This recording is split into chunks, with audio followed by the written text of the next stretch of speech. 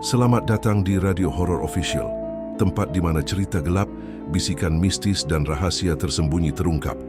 Di sini, kami membawa kamu masuk ke dalam dunia penuh misteri yang tak terjamah. Siapkan diri dan nyalakan imajinasimu, karena setiap malam kegelapan akan bercerita. Jangan lupa untuk like, komen, dan subscribe agar kamu tidak ketinggalan cerita horor terbaru dari kami. Baiklah, tanpa berlama-lama lagi, langsung saja ke ceritanya.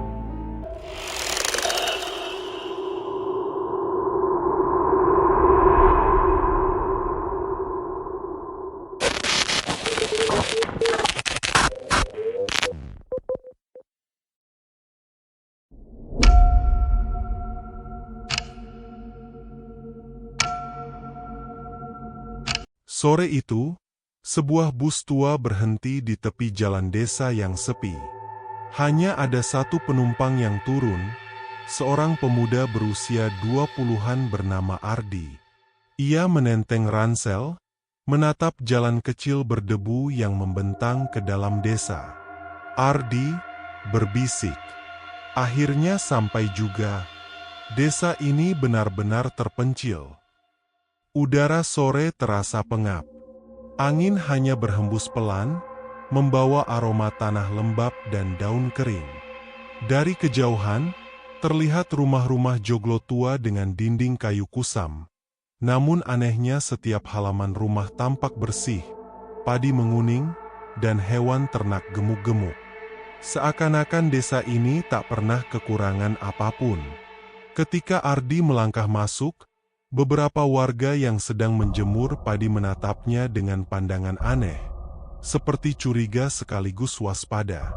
Warga satu berbisik ke temannya, "Siapa itu? Jarang ada orang luar datang ke sini." Warga dua, "SSST. Jangan terlalu keras. Bisa jadi dia keluarganya Bu Ratmi." Ardi tersenyum canggung, mencoba ramah, tapi tatapan mata warga terasa menusuk. Tak lama, seorang perempuan parubaya berlari kecil dari arah rumah panggung. Dialah Bu Ratmi, Bibi Ardi. Wajahnya lega sekaligus tegang. "Bu Ratmi, Ardi, astaga, akhirnya kamu datang juga. Ayo cepat masuk ke rumah. Jangan lama-lama di luar." Ardi heran. "Iya, Bi. Tapi kenapa buru-buru sekali? Saya kan baru turun dari bus, ingin lihat-lihat dulu." Bu Ratmi tegas, sambil menarik tangannya. "Tidak usah. Di sini tidak seperti di kota. Lebih baik kamu langsung ke dalam." Ardi terpaksa menurut. Mereka melewati jalan kecil yang di kiri kanannya dipenuhi pohon bambu. Suara gesekan daun terdengar seperti bisikan samar. Semakin masuk ke dalam desa, suasana makin ganjil. Tidak ada suara anak-anak bermain, tidak ada ayam berkokok, hanya hening, terlalu hening. Sesampainya di rumah kayu milik bibinya, Ardi disambut dengan suguhan teh panas. Tapi ia masih merasa janggal. "Ardi, Bey, jujur saja, desa ini aneh sekali. Semua orang menatap saya seakan-akan saya orang asing. Tapi, rumah-rumahnya bagus, padinya subur, hasil panennya melimpah. Bagaimana bisa desa terpencil seperti ini begitu makmur?" Bu Ratmi terdiam, menatap ke arah jendela seolah memastikan tidak ada yang menguping. Bu Ratmi, pelan, seperti berbisik, "Ardi, kamu tidak boleh bertanya sembarangan. Ada hal-hal yang tidak boleh kamu ketahui begitu saja. Untuk sementara, cukup tahu kalau desa ini berbeda." Ardi terdiam. Rasa penasaran makin mengusiknya. Dan di saat yang sama, bulu kuduknya meremang, seolah ada sesuatu yang mengawasi dari luar jendela. Malam mulai turun. Langit di atas desa tampak cerah, Bulan purnama menggantung penuh dengan cahaya putih pucat yang menyinari jalan-jalan tanah. Namun suasana desa justru semakin mencekam. Satu persatu rumah menutup pintu, jendela ditutup rapat, bahkan suara-suara pun hilang. Tidak ada tawa anak kecil, tidak ada percakapan warga, hanya senyap yang menekan dada. Ardi duduk di ruang tamu rumah kayu bibinya. Lampu minyak redup, cahayanya berkelip seperti hampir padam. Ia merasa suasana terlalu aneh untuk sebuah desa yang katanya makmur. Ardi, BI, kenapa dari tadi saya lihat semua orang buru-buru masuk rumah? Kok seperti ada sesuatu yang ditakuti? Bu Ratmi yang sedang merapikan tikar langsung terdiam. Tangannya sedikit gemetar. Ia menoleh ke arah Ardi dengan wajah serius. Bu Ratmi, pelan. Ardi, malam ini bulan purnama. Ada hal-hal yang tidak boleh dilakukan. Ingat, jangan sekali-kali keluar rumah setelah matahari benar-benar tenggelam. Apapun yang terjadi, tetaplah di dalam. Ardi mengernyit, merasa semakin penasaran. Ardi, larangan aneh apalagi ini? Bei, masa cuma gara-gara bulan purnama orang-orang jadi ketakutan? Memangnya ada apa? Bu Ratmi menunduk, berbisik. Tidak usah banyak bertanya. Anggap saja ini tradisi turun-temurun. Demi keselamatanmu, ikuti saja. Ardi merasa jawaban itu terlalu kabur. Ia menatap keluar jendela, melihat bayangan bulan menyinari jalan desa yang sepi. Pohon bambu di kejauhan bergoyang, menimbulkan suara bergesekan seperti bisikan. Tiba-tiba, terdengar ketukan pelan di pintu. Tok! Tok! Tok! Ardi terkejut, tapi Bu Ratmi justru pucat pasi. Bu Ratmi berbisik keras, panik. Jangan dibuka. Jangan lihat siapapun di luar. Biarkan saja. Ardi bingung. Ardi, tapi BI, siapa tahu itu tetangga atau orang yang butuh bantuan. Bu Ratmi mencegah, suaranya tegang. Ardi, dengarkan. Kalau kamu buka, kamu tidak akan pernah bisa kembali seperti semula. Ketukan di pintu makin keras, disertai suara lirih seperti tangisan anak kecil. Suara di luar, lirih. Tolong, tolong aku. Ardi membeku. Suara itu terdengar nyata, seperti seorang anak kecil meminta pertolongan. Nalurinya ingin membuka pintu, tapi wajah bibinya penuh ketakutan, seolah sudah tahu apa yang ada di balik sana. Ardi menelan ludah. Malam pertamanya di desa itu baru saja dimulai, tapi rasa mencekam sudah menjerat hatinya. Ketukan di pintu berhenti. Sunyi kembali menyelimuti rumah kayu itu. Ardi masih duduk terpaku, jantungnya berdegup keras, sementara Bu Ratmi menggenggam tangannya erat-erat, seolah takut keponakannya itu membuat kesalahan. Namun rasa penasaran dalam hati Ardi semakin membesar. Ia tak bisa mengabaikan suara lirih yang tadi terdengar jelas. Suara anak kecil yang menangis minta tolong. Ardi, pelan, menahan rasa ingin tahu. BI, apa tadi benar-benar anak kecil? Suaranya nyata sekali. Kalau memang ada yang butuh bantuan di luar, kenapa kita diam saja? Bu Ratmi, suara bergetar. Itu bukan anak kecil, Ardi. Jangan pernah percaya suara-suara di malam bulan purnama. Mereka suka meniru untuk memancing kita keluar. Ardi bergidik. Kata mereka meluncur begitu saja dari bibir bibinya, membuat bulu kuduknya berdiri. Beberapa menit berlalu. Tiba-tiba, dari luar terdengar samar suara gamelan, suara gending Jawa yang menekan dan berat. Bunyi kendang, kenong, dan gong terdengar seakan berasal dari kejauhan, namun semakin lama semakin dekat. Bersamaan dengan itu, aroma kemenyan masuk lewat celah-celah jendela. Ardi terdiam, matanya membelalak. Ardi berbisik, terkejut. "Bi, kamu dengar? Ada suara gamelan. Ada upacara apa di desa ini malam-malam begini?" Bu Ratmi tak menjawab. Ia hanya menutup telinga, wajahnya pucat pasi, seolah suara itu adalah malapetaka. Ardi bangkit, berjalan pelan ke arah jendela. Ia mengintip dari celah kecil di antara tirai lusuh. Dan di sanalah ia melihat sesuatu yang membuat tubuhnya kaku. Di kejauhan, di tengah lapangan desa, terlihat sekelompok orang berpakaian hitam duduk melingkar. Obor-obor menyala, asap kemenyan mengepul ke langit.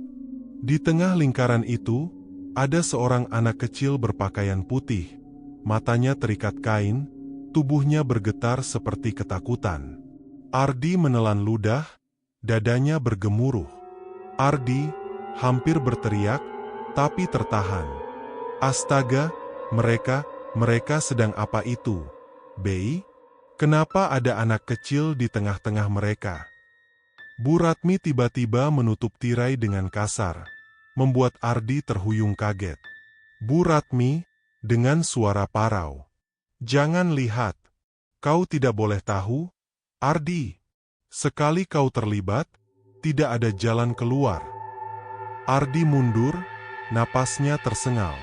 Tapi telinganya masih jelas mendengar suara gamelan yang berat, bercampur tangisan lirih anak kecil. Malam itu, untuk pertama kalinya Ardi sadar. Desa yang terlihat makmur ini menyimpan rahasia gelap yang jauh lebih mengerikan daripada yang pernah ia bayangkan. Malam semakin larut. Suara gamelan terus terdengar, semakin jelas dan mendesak, membuat dada Ardi berdebar tidak karuan. Meskipun bibinya sudah berulang kali memperingatkan, rasa penasaran menjeratnya semakin kuat. Ia menunggu hingga Bu Ratmi tertidur di tikar, lalu diam-diam keluar lewat pintu belakang. Udara malam terasa dingin menusuk, namun keringat dingin mengalir di pelipisnya. Bulan purnama menggantung penuh, sinarnya pucat menerangi jalan desa yang kosong. Ardi melangkah pelan, mengikuti suara gamelan dan aroma kemenyan. Ardi berbisik pada diri sendiri. "Aku harus tahu, kenapa semua orang di desa ini berperilaku aneh. Apa yang mereka sembunyikan?" Langkahnya membawanya ke sebuah lapangan luas di depan balai desa. Dari balik semak, Ardi berjongkok, menyingkap sedikit ranting kering untuk melihat lebih jelas. Apa yang ia lihat membuat bulu kuduknya berdiri. Puluhan warga desa berkumpul, semuanya berpakaian hitam. Wajah mereka datar, tanpa ekspresi, seperti orang-orang yang sedang kesurupan. Di tengah lingkaran, ada sesajen, kepala kambing, kendi berisi darah, bunga 7 rupa, dan dupa yang mengepul pekat. Lalu, Ardi melihat seorang anak kecil duduk di atas tikar putih. Matanya ditutup kain, tubuhnya diikat, dan mulutnya disumpal kain lusuh. Anak itu bergetar hebat, seolah berusaha menjerit tapi tak bisa. Ardi menahan napas, matanya melebar. Ardi berbisik, gemetar. "Ya Tuhan, mereka mau apa dengan anak itu?" Seorang tetua desa maju ke tengah lingkaran.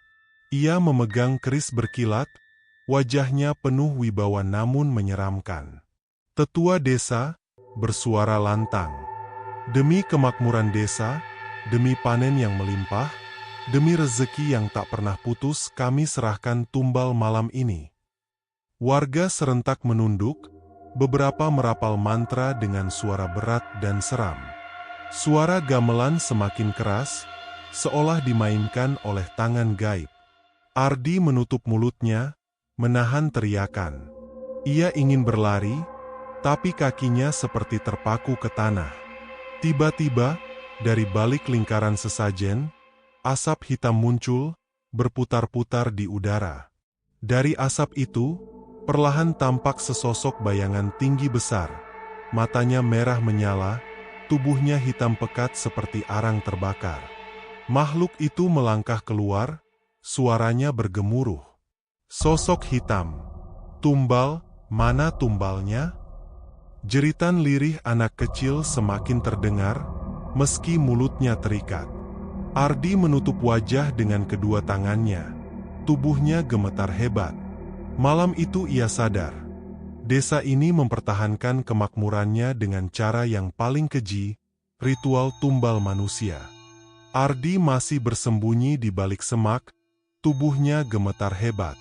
Suara gamelan kian menggema, bercampur mantra para tetua desa. Sosok hitam tinggi besar itu kini berdiri tegak di depan sesajen, matanya merah menyala seperti bara. Sosok hitam menggeram. Mana tumbalnya? Cepat serahkan. Tetua desa mengangkat keris, mendekat ke arah anak kecil yang terikat. Anak itu meronta, tubuh mungilnya bergetar hebat. Ardi menutup mulut, menahan teriakan. Namun tanpa sadar ranting kering di bawah kakinya patah. Krek! Suara itu terdengar jelas di tengah keheningan. Kepala tetua desa menoleh tajam, begitu juga beberapa warga. Bahkan sosok hitam itu berhenti bergerak, menoleh ke arah semak tempat Ardi bersembunyi. Ardi langsung berjongkok lebih rendah, napasnya ditahan. Tapi pandangan makhluk itu menusuk lurus ke arahnya. Tiba-tiba, dua bola mata merah menyala muncul di balik gelap semak. Makhluk itu sudah di depannya. Ardi hampir pingsan saat wajah sosok hitam itu muncul di hadapannya. Wajahnya tidak berbentuk jelas, hanya berupa rongga hitam dengan gigi tajam berjejer. Aroma busuk seperti bangkai menyengat hidung Ardi. Sosok hitam berbisik, suaranya menggema di kepala Ardi. Kau, orang asing, tidak boleh melihat. Ardi tersentak mundur, tubuhnya hampir kehilangan keseimbangan. Ia berusaha lari, tapi semak berduri menahan langkahnya. Suara gamelan mendadak berhenti, diganti hening mencekam. Semua mata warga kini menoleh ke arah semak. Tetua desa berteriak. Ada yang mengintip. Tangkap dia. Ardi panik, memaksakan diri bangkit dan berlari sekuat tenaga. Nafasnya memburu, jantungnya seakan hendak pecah. Dari belakang terdengar teriakan warga yang mengejarnya, disertai suara berat sosok hitam itu mengaum. Kra-ah! Jalan desa yang tadi terang bulan terasa seperti lorong panjang yang tak berujung. Bayangan hitam berkelebat di kiri kanan, seolah makhluk itu bisa muncul di mana saja. Akhirnya Ardi berhasil sampai di rumah Bu Ratmi. Dengan tangan gemetar ia membuka pintu dan menutupnya rapat. Tubuhnya jatuh tersungkur, keringat dingin membasahi wajahnya. Bu Ratmi yang terbangun terkejut melihatnya. Bu Ratmi cemas. Ardi, kau kemana? Jangan bilang kau keluar rumah tadi. Apa yang kau lihat? Ardi hanya bisa terengah-engah, matanya kosong menatap lantai. Bibirnya bergetar, suaranya pelan. Ardi, Bey, mereka menyerahkan anak kecil untuk makhluk itu. Bu Ratmi langsung menutup mulut Ardi dengan tangannya. Wajahnya pucat ketakutan. Bu Ratmi berbisik keras. Jangan bicara sembarangan. Kalau mereka tahu kau melihat, hidupmu tak akan selamat. Di luar rumah, suara langkah berat terdengar berputar, seperti sesuatu yang sedang mengitari rumah. Nafas Ardi dan Bu Ratmi tercekat, sadar bahwa malam itu belum berakhir, malam semakin larut. Suara langkah berat di luar rumah perlahan menjauh, meninggalkan kesunyian yang lebih menakutkan. Ardi masih terduduk di lantai, tubuhnya gemetar. Sementara Bu Ratmi menutup semua pintu dan jendela, lalu menyalakan dupa kecil di pojok ruangan. Aroma kemenyan menyebar, menambah sesak dada. Ardi memandang bibinya dengan tatapan bingung bercampur ketakutan. Ardi, terengah. Bi, apa sebenarnya yang terjadi di desa ini? Tadi aku lihat sendiri, ada anak kecil dijadikan tumbal, ada makhluk hitam, semua warga terlibat. Apa ini semacam pesugihan? Bu Ratmi terdiam lama, wajahnya pucat. Tangannya gemetar saat menuang air ke gelas. Ia menunduk, seperti menimbang apakah harus mengatakan sesuatu yang terlarang. Bu Ratmi, suara lirih. Kau seharusnya tidak melihat itu, Ardi. Tidak semua orang luar boleh tahu rahasia ini. Bahkan aku sendiri, sudah lama ingin melupakan, tapi kutukan desa ini terlalu kuat. Ardi menatapnya tajam. Ardi, kutukan? Jadi benar, semua kemakmuran desa ini bukan karena kerja keras, tapi karena perjanjian dengan makhluk gaib. Bu Ratmi menarik napas panjang, lalu menatap Ardi dengan mata berkaca-kaca. Bu Ratmi, ya, sejak ratusan tahun lalu, nenek moyang desa ini membuat perjanjian dengan roh penunggu gunung. Demi hasil panen melimpah, ternak sehat, dan rezeki lancar. Setiap tahun harus ada tumbal manusia yang dikorbankan. Jika tidak, bencana akan menimpa seluruh desa. Ardi tertegun. Kata-kata bibinya membuat darahnya berdesir. Ardi, mengeras, marah. Lalu kenapa kalian terus melanjutkan tradisi keji itu? Kenapa harus ada nyawa tak berdosa yang jadi korban? Air mata jatuh di pipi Bu Ratmi. Bu Ratmi bergetar. Kau pikir aku tidak benci, Ardi? Aku juga tidak sanggup melihatnya. Tapi siapapun yang menolak akan dianggap pengkhianat dan bisa jadi tumbal berikutnya. Semua orang di desa ini terjebak. Tidak ada yang benar-benar merdeka dari kutukan itu. Ardi terdiam, dadanya sesak. Ia teringat wajah anak kecil yang meronta di tengah ritual tadi. Hatinya memberontak. Ardi berbisik, murka. Kalau begitu, kutukan ini harus dihentikan. Bagaimanapun caranya. Bu Ratmi menatap Ardi dengan panik, lalu menggenggam tangannya erat. Bu Ratmi cemas. Jangan bodoh, Ardi. Kalau kau menentang, bukan hanya kau, aku pun akan ikut binasa. Tidak ada seorang pun yang bisa melawan perjanjian ini. Suasana hening kembali. Hanya suara detak jantung Ardi yang berdegup keras di telinganya. Namun di lubuk hatinya, api perlawanan mulai berkobar. Malam itu, Ardi tahu ia tak bisa hanya berdiam diri. Rahasia keluarga yang baru ia dengar bukan hanya membuatnya takut, tapi juga menyalakan tekad untuk melawan. Pagi itu, matahari muncul di balik pepohonan bambu. Suara ayam berkokok terdengar normal, seolah malam penuh teror tidak pernah terjadi. Warga beraktivitas seperti biasa, menjemur padi, memberi makan ternak, bahkan ada yang tertawa-tawa di jalan desa. Namun bagi Ardi, semua itu hanyalah topeng. Ia masih dihantui bayangan anak kecil yang terikat di tengah ritual semalam. Di dapur, Ardi duduk bersama Bu Ratmi yang sedang menyiapkan sarapan. Wajah bibinya tampak sayu, matanya bengkak karena kurang tidur. Ardi, pelan, hati-hati. Bi, siapa anak yang tadi malam dijadikan tumbal? Kau tahu siapa dia? Bu Ratmi menghentikan gerakan tangannya, lalu menatap Ardi lama. Air matanya kembali menetes. Bu Ratmi lirih. Itu, anaknya Pak Wiryo. Masih 7 tahun umurnya. Mereka tidak punya pilihan. Kalau menolak, seluruh keluarganya akan disingkirkan. Ardi mengepalkan tangan. Ia ingin marah, tapi lidahnya keluh.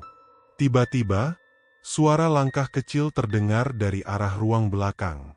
Seorang anak perempuan berusia 5 tahun berlari masuk dengan wajah polos. Ia memeluk Bu Ratmi sambil tertawa kecil. Anak kecil, Mbak Aang Ardi, kamu sudah bangun ya? Aku kangen. Ardi tersenyum kaku. Gadis kecil itu adalah Rina, sepupu kecilnya. Pipinya tembam, matanya bulat ceria, tak tahu apa-apa tentang kengerian yang menyelimuti desa. Ardi mengelus rambutnya dengan lembut. Ardi tersenyum getir. Iya, Rina, Mas kangen juga sama kamu. Rina berlari keluar lagi, tertawa kecil sambil membawa boneka lusuh. Ardi memandangi punggungnya dengan hati yang mencelos. Ia menoleh pada Bu Ratmi yang menunduk, wajahnya semakin pucat. Ardi curiga, nada rendah. Bei, jangan bilang. Rina. Bu Ratmi menutup wajah dengan kedua tangannya. Bahunya bergetar hebat. Bu Ratmi menangis. Ya, Ardi, tahun ini Rina yang dipilih jadi tumbal. Kata-kata itu menghantam dada Ardi seperti petir. Pandangannya berkunang, jantungnya berdegup kencang. Ardi membentak, penuh amarah. Tidak, aku tidak akan biarkan. Itu sepupuku sendiri, darah daging kita. Bagaimana bisa kau diam saja?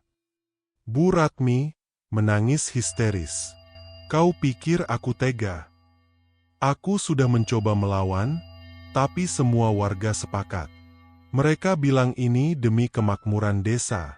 Aku tidak berdaya, Ardi tidak berdaya. Ardi berdiri, menendang kursi hingga terbalik. Nafasnya memburu, matanya merah karena amarah. Ardi dengan suara bergetar. Kalau begitu, biar aku yang melawan. Aku tidak peduli berapapun yang harus kulawan, aku tidak akan biarkan Rina jadi korban. Bu Ratmi menatapnya dengan panik, menggenggam lengannya erat. Bu Ratmi putus asa. Ardi, tolong dengar. Kalau kau melawan, kita semua akan celaka. Roh itu tidak akan diam saja. Namun tekad Ardi sudah bulat. Malam penuh darah yang ia saksikan tidak bisa ia lupakan, dan kini nyawa sepupunya dipertaruhkan. Hatinya hanya punya satu tujuan, menyelamatkan Rina, apapun risikonya. Malam itu desa dipenuhi cahaya lampu petromak, obor, dan lentera warna-warni. Lapangan desa yang biasanya sepi, berubah menjadi tempat pesta panen yang meriah. Lonceng-lonceng kecil digantung di tiap sudut, suara gamelan mengalun, dan aroma makanan khas desa menyebar ke udara. Namun di balik kemeriahan itu, Ardi merasa ada sesuatu yang janggal. Ia melihat senyum warga terlalu dipaksakan, dan tawa mereka terdengar seperti gema kosong. Bahkan anak-anak yang berlarian tampak pucat, seolah dipaksa ikut bahagia. Ardi berbisik ke Bu Ratmi, cemas. Bei, kenapa aku merasa semua orang seperti pura-pura? Apa ini juga bagian dari itu? Bu Ratmi menunduk dengan suara rendah. Ardi, jangan tanya banyak. Malam ini akan ada yang dikorbankan. Ardi menoleh cepat, wajahnya pucat. Ardi, apa maksud Bei? Dikorbankan. Sebelum Bu Ratmi sempat menjawab, suara gong besar dipukul 3 kali. Semua warga tiba-tiba hening. Kepala desa, Pak Darmo, maju ke depan panggung sederhana yang dipenuhi sesajen. Dengan suara lantang ia berkata, Pak Darmo, saudara-saudaraku, malam ini, seperti yang sudah diwariskan leluhur, kita rayakan keberkahan hasil bumi kita. Dan kita persembahkan tumbal suci demi kemakmuran desa. Sorak-sorai menggema, seolah semua warga setuju. Lalu dari balik tirai, muncullah seorang anak kecil berpakaian putih, matanya ditutup kain hitam. Anak itu menangis lirih, tubuhnya gemetar. Ardi langsung mengenalinya. Ia adalah anak yang ia lihat di lapangan malam itu. Ardi, terkejut, hampir berteriak. Tidak, mereka benar-benar akan mengorbankannya. Namun Bu Ratmi buru-buru menarik tangannya. Bu Ratmi, dengan air mata mengalir. Diam, Ardi. Jangan sampai kau bersuara. Kalau tidak, kau yang akan jadi pengganti.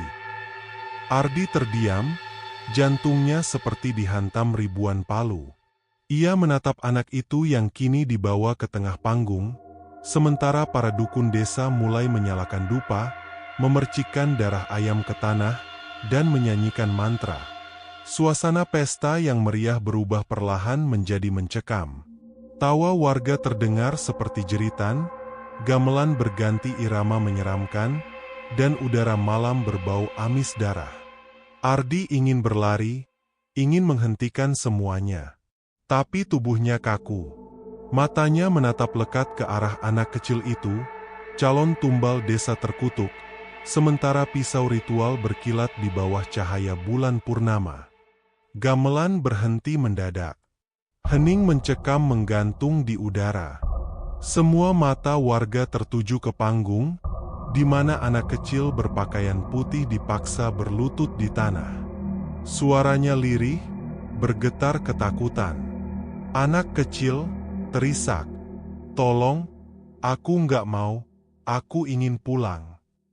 Seorang dukun tua dengan wajah dipenuhi garis hitam melangkah maju. Di tangannya tergenggam keris pusaka berkilat yang diangkat tinggi-tinggi ke arah bulan purnama.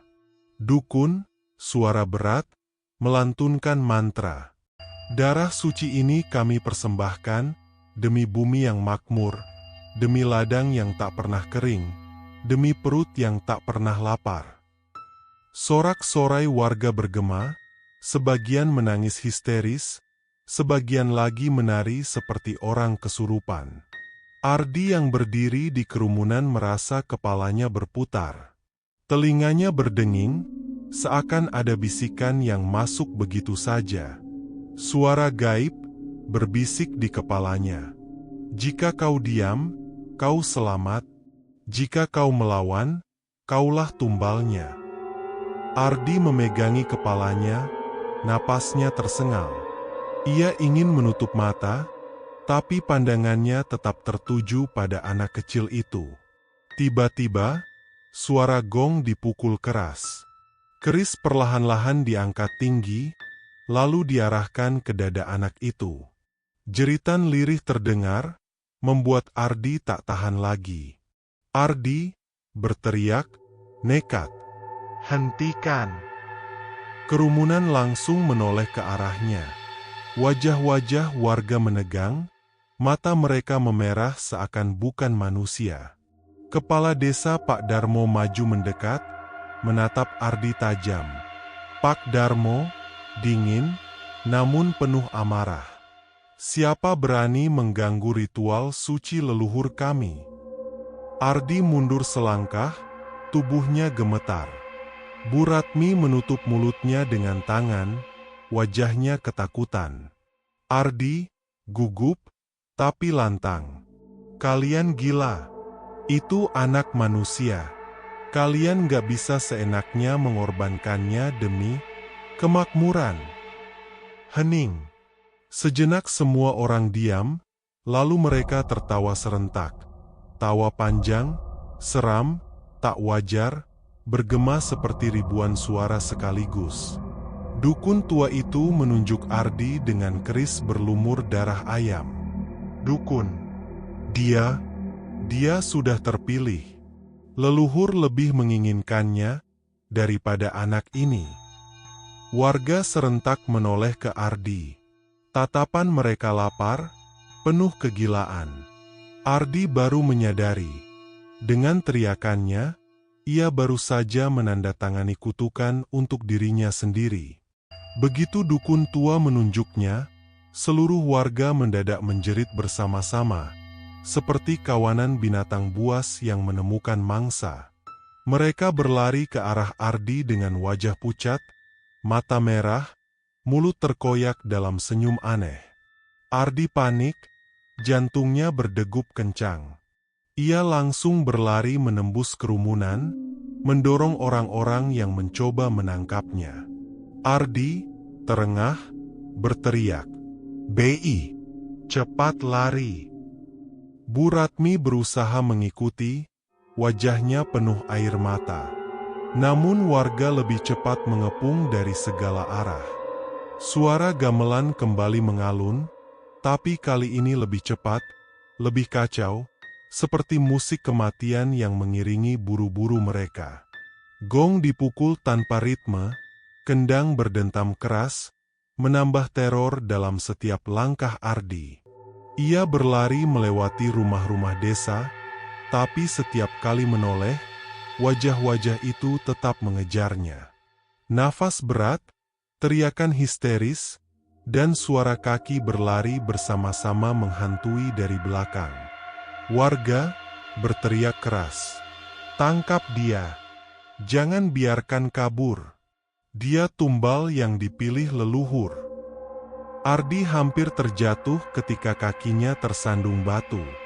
Dari samping, seorang pemuda desa melompat ke arahnya dengan tangan terulur. Ardi menepis dengan sisa tenaga, membuat pemuda itu jatuh menghantam tanah. Namun, tangan lain langsung menyambar baju Ardi. Warga tua mencakar, "Jangan melawan. Kau sudah ditentukan untuk mati." Ardi menendang sekuat tenaga, berhasil melepaskan diri, lalu lari ke arah hutan kecil di pinggir desa. Nafasnya semakin memburu, dadanya hampir pecah.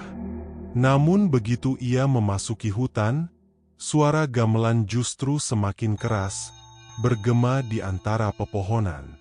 Udara menjadi dingin menusuk, kabut tipis turun begitu cepat menutup jalan. Ardi berhenti sejenak, menatap sekeliling. Ardi, gugup, berbisik pada dirinya sendiri. Tidak mungkin suara gamelan itu seakan mengikutiku. Tiba-tiba, dari balik kabut, muncul sosok tinggi besar dengan wajah ditutupi topeng kayu hitam. Tangannya membawa obor, dan dari mulutnya keluar suara berat yang bukan manusia. Sosok bertopeng, "Lari kemanapun kau mau, darahmu tetap akan sampai ke tanah leluhur." Ardi membeku, napasnya tercekat. Dari belakangnya, warga yang mengejar sudah semakin dekat. Dari depan, sosok bertopeng itu mendekat pelan, obornya menyala merah seperti api neraka. Ia terjebak. Ardi berlari menembus hutan berkabut, napasnya berat dan dada terasa mau pecah. Namun semakin ia berlari, semakin terasa kalau jalan yang dilaluinya hanya berputar di tempat yang sama. Pohon besar yang tadi ia lewati muncul lagi di depannya. Ardi, putus asa, teriak, "Tidak mungkin. Aku sudah lari jauh. Kenapa? Kenapa aku kembali ke sini lagi?" Dari kejauhan, suara gamelan menggelegar makin keras, bercampur dengan suara gong yang dipukul terus-menerus. Rasanya seperti hutan itu bergetar, seolah seluruh alam mendukung ritual yang sedang berlangsung. Tiba-tiba, kabut di depannya membentuk bayangan wajah-wajah aneh, menyerupai nenek-nenek tua, lelaki tanpa mata, anak kecil dengan mulut penuh darah. Mereka menyeringai, menatap langsung ke arah Ardi. Suara gaib bergaung dari segala arah. "Tak ada jalan keluar, kau sudah dipilih. Darahmu akan menyuburkan tanah ini." Ardi jatuh berlutut, tubuhnya gemetar hebat. Ia memegangi telinganya, mencoba menutup suara itu, tapi bisikan justru masuk semakin dalam ke kepalanya. Dari balik kabut, muncul warga desa satu persatu. Mata mereka kosong, wajah mereka pucat, seakan bukan lagi manusia. Mereka bergerak mendekat dengan lambat, melingkari Ardi. Bu Ratmi tiba-tiba muncul dari sisi lain, wajahnya penuh air mata. Ia berlari ke arah Ardi dan memeluknya erat. Bu Ratmi, parau, hampir berteriak. Ardi, maafkan BI. Semua ini sudah ditentukan sejak kau lahir. Kau yang seharusnya jadi tumbal. Ardi terdiam, matanya membelalak. Ardi, lemas, suara tercekat. Apa maksud BI? Aku yang seharusnya? Bu Ratmi menangis histeris, menunduk tak sanggup menatap wajahnya. Sementara itu, dari belakang warga, sosok bertopeng hitam muncul kembali, membawa obor yang kini menyala merah darah. Ia mengangkat tangan, memberi isyarat. Warga langsung mendekat semakin rapat, seakan siap merobek tubuh Ardi kapan saja. Ardi kini sadar, hutan ini bukan sekadar tempat pelarian. Ia sudah masuk ke dalam perangkap leluhur, arena sakral di mana tumbal dipersembahkan. Dan darahnya adalah bagian dari janji kutukan itu. Lingkaran warga semakin rapat.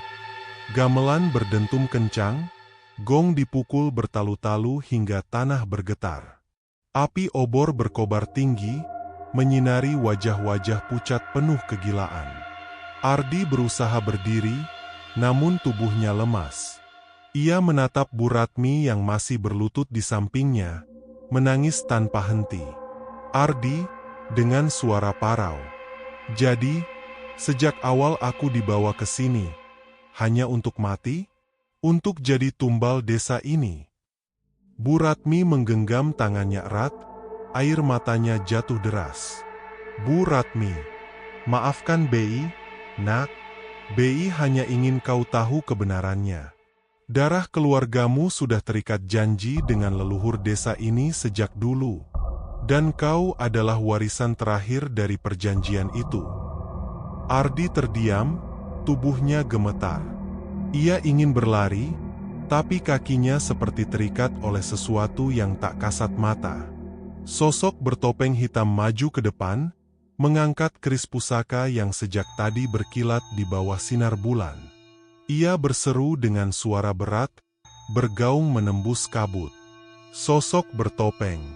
Dengan darahmu, tanah ini akan kembali subur. Dengan jiwamu, desa ini akan terus hidup. Warga serentak berteriak, menari seperti orang kerasukan. Ardi hanya sempat memejamkan mata. Dalam hatinya, ia berbisik lirih. Ardi, berdoa pelan.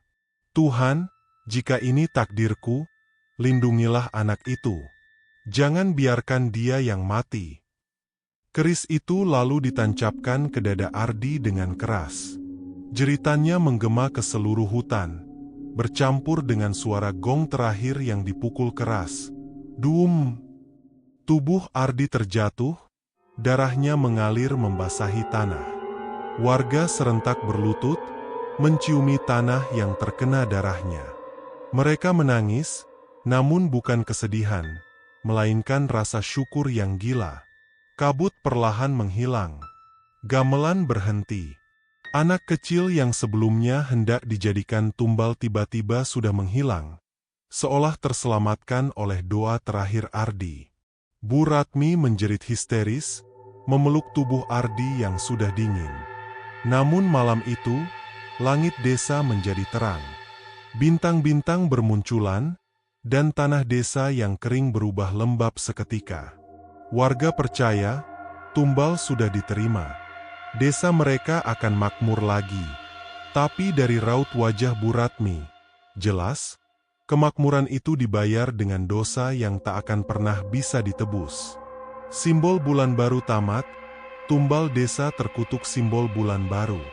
Saudara pendengar, kisah ini mengingatkan kita bahwa kemakmuran yang diperoleh dari jalan sesat selalu ada bayaran yang lebih mengerikan. Ardi hanyalah seorang pemuda polos yang tanpa sadar terjerat dalam perjanjian kuno leluhurnya sendiri. Ia berakhir menjadi tumbal, demi tanah yang subur, demi perut yang kenyang, demi desa yang tetap hidup. Namun, apakah benar desa itu akan benar-benar selamat? Atau justru kutukan akan terus menuntut darah dari generasi berikutnya? Ingatlah, di luar sana, banyak desa yang tampak makmur, tapi siapa tahu, di balik itu, ada tumbal yang telah dikorbankan. Selamat malam, dan hati-hatilah, jangan sampai kau yang berikutnya.